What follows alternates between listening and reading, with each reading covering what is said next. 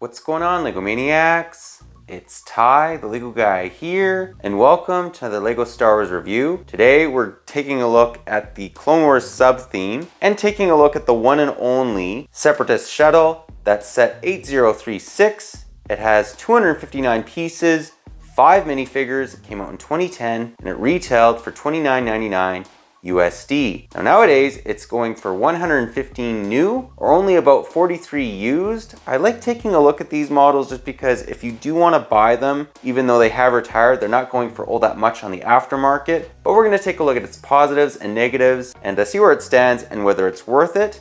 But enough talk, let's get right into it.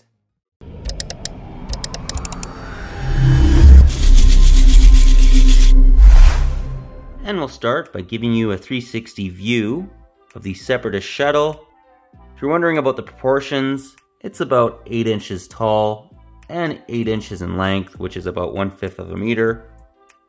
And what's surprising about this one is the size of the interior, which we will get into. There's a lot of stickers on this set, unfortunately, but they do add some nice detail, and they're not peeling yet, which is pretty good considering this is 12 years old. Let's now break it down area by area. And we'll start by taking a look at the cockpit. I really like these 3 light blue lights. And the sticker detailing is decent, although I really wish that this piece was a window instead. If you've watched the Clone Wars, they do have a window in the front. This is just a gray plate. But if you want to check out the pilot, you can do so by just raising that hatch. They could have included some control panels or something. It is a little bit basic in there. Also, they could probably remove some of these bricks and just give this a little bit larger interior, maybe somewhere to store the extra battle droids besides just the pilot. But again, not a big deal. Then moving to the side, you'll notice that this set has landing gear, which just adds a little bit more realism to the set. Some more stickers. And then you have this big, massive wing in the center of the shuttle, which is accurate to the ship. Some more stickers. And what I love about this is this ship probably has one of the best features. You notice this Technic piece right here? Well, if you twist it, it opens up this door. So smartly designed. And there you can see Newt Gunray. There's a lot of Technic in there to make that kind of work. And let's just remove him. He's just sitting on this little chair. If you want a little bit better view of the interior, that's what it kind of looks like. Like the fact too that they have these lights on the very top. Not needed again, but just adds a little bit more to the ship. What I hope they do, and I will be saying this a number of times in this review, is give us a larger version of this set along with a window in the front. I think that that would look great.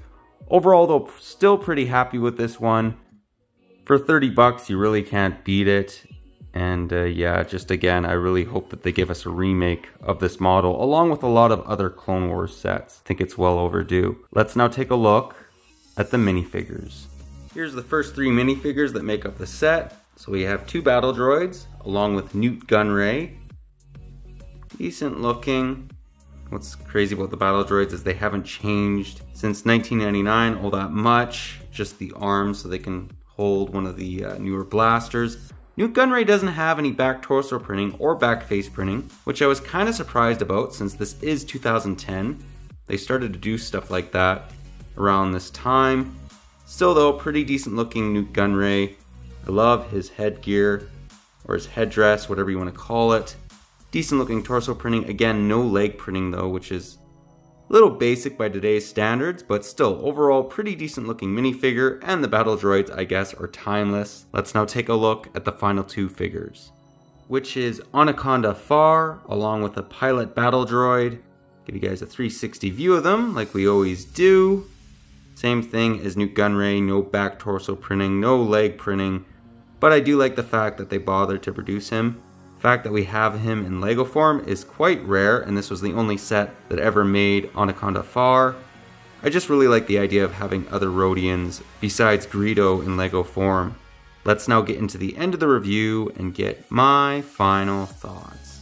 Well guys, that was my review. Do hope you enjoyed it. This model was pretty good. I mean, you get 5 minifigures, Newt Gunray, the one and only Anaconda Far, which is one of the few times LEGO's ever made another Rhodian besides Greedo. So that is a positive as far as minifigures go. You also get 3 battle droids, so if you want an army build or whatnot, you can do that with this set, sort of, or it can at least add to your army, let's say.